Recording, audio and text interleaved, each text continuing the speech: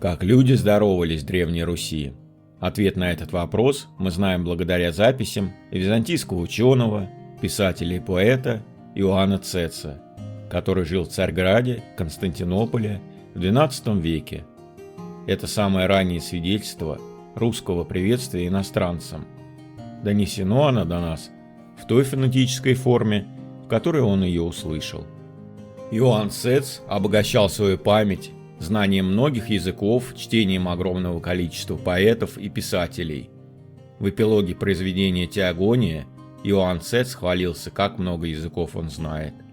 В тексте он перечисляет, что знает язык скифов, латинян, аланов, персов, арабов, евреев и так далее. «Я являюсь скифом со скифами и латиняном с латинянами, и среди многих других племен я свой». Для потомков жителей Древней Руси он записал следующее: «Я иросов приветствую согласно их обычаю».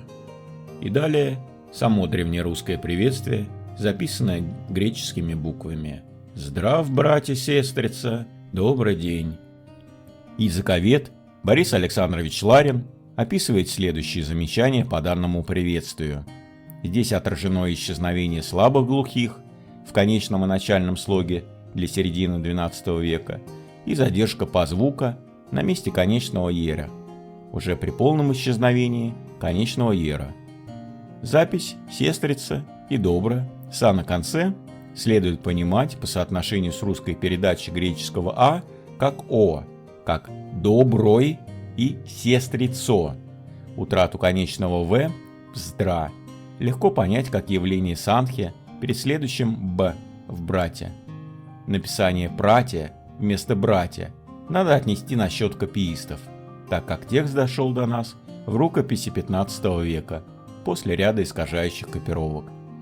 Написание «с» «вздра» возможно указывает на сохранение в середине XII века «с» глухого, лишь позднее подвергшегося озвончению.